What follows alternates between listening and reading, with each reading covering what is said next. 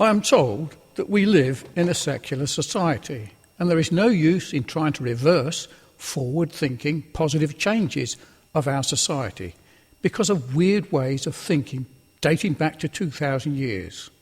Marriage nowadays is not what it was 2,000 years ago at all. It has changed tremendously, and the relationship between sex and marriage has changed even more.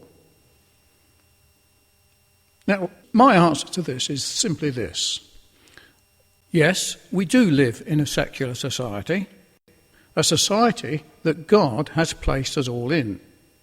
Now, should those in society reject the rule of God over them, then that is their concern. It is definitely not forward-thinking to turn our back on what God has spoken.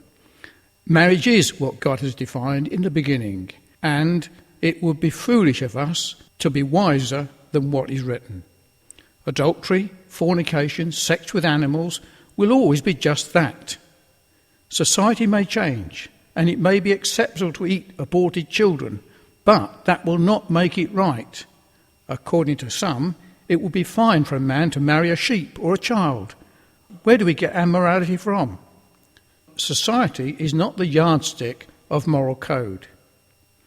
It was once okay for me to have sex with whom I wished, and in my day I may have been sent to prison for some of my activity, and by today's standard might have been acceptable. Society and the majority are not to be relied upon or looked to for moral guidance. The gospel of the Lord Jesus Christ, contained in the Bible, is our moral code. What you need to do is read my book, Converted on a LSD Trip, which will tell you the story of my life.